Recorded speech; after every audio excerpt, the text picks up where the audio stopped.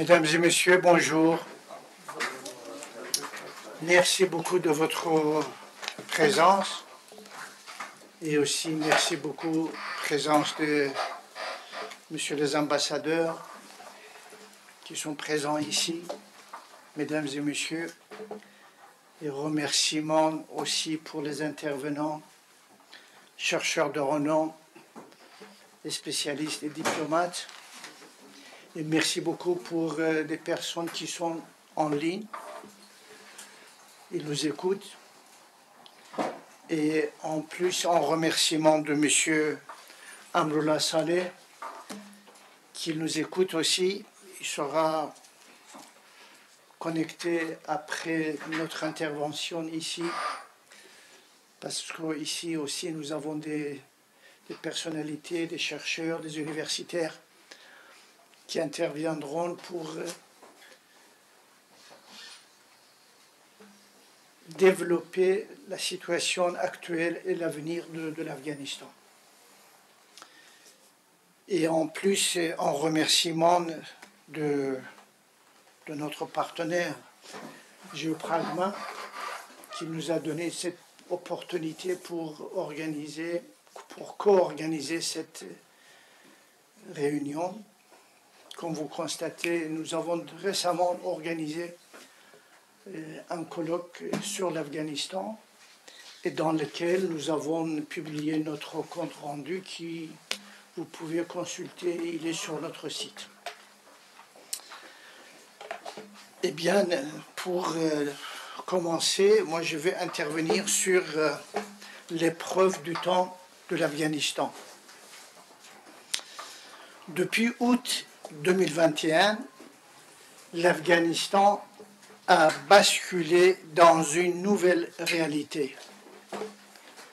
Le retour des talibans au pouvoir n'a pas seulement changé de régime, il a redéfini la question de millions de personnes et de plonger le pays dans une crise multidimensionnelle. D'abord, sur le plan politique. Les talibans ont mis en place un régime autoritaire, sans élection, sans contre-pouvoir et sans liberté fondamentale. Les femmes, les minorités ethniques ou religieuses, les opposants politiques sont exclus de la vie politique. Cette absence de légitimité démocratique rend très difficile toute stabilité durable. Ensuite, sur le plan diplomatique, la majorité des pays ne reconnaissent pas ce nouveau régime. Résultat, un soutien relativement limité, une implication peu marquée de certains acteurs.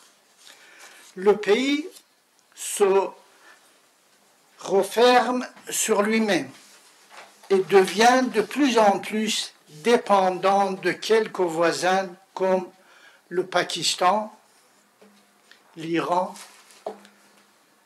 ou la Chine, qui augmentent les risques d'ingérence.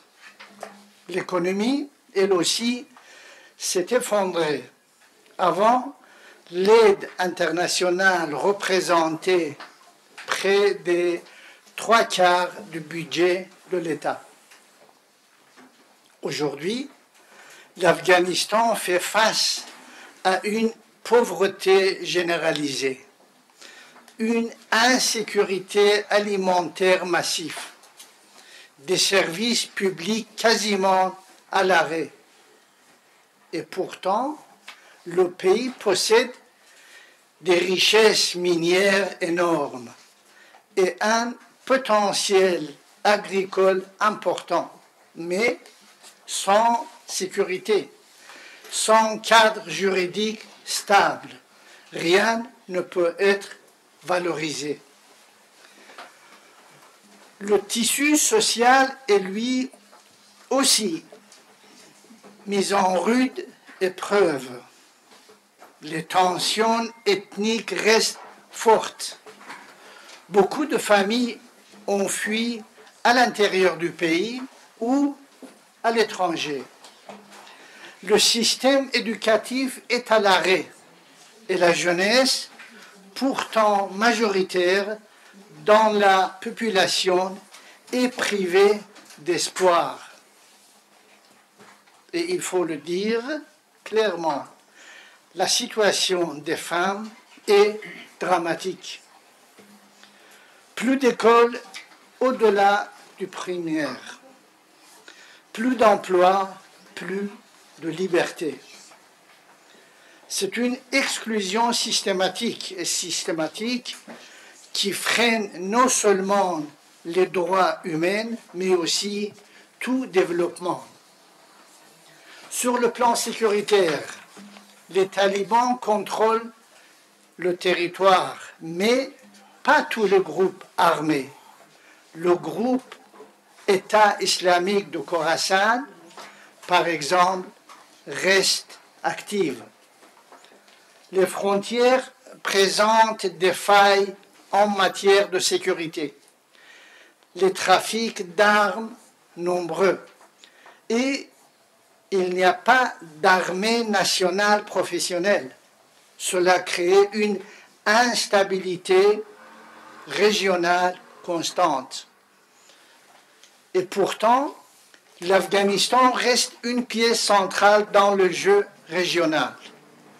Sa position géographique entre l'Asie centrale et l'Asie du Sud le place au cœur de projets d'envergure comme le gazoduc Tapi ou l'initiative chinoise des nouvelles routes de la soie. Mais pour que ces projets voient le jour, il faut d'abord des garanties de sécurité et de gouvernance. Alors, quel avenir pour l'Afghanistan? Le pays fait face à des défis énormes, mais il ne manque ni de ressources, ni de talents. Ce qu'il lui faut, c'est un État inclusif où les femmes, les jeunes, les minorités aient toute leur place. C'est la seule voie vers une stabilité durable.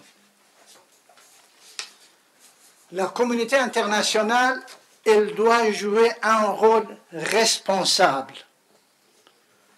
Cela veut dire soutenir sans imposer, accompagner sans instrumentaliser.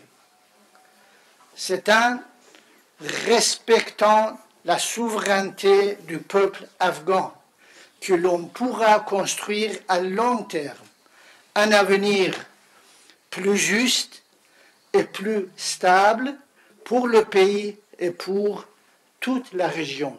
Je vous remercie de votre attention.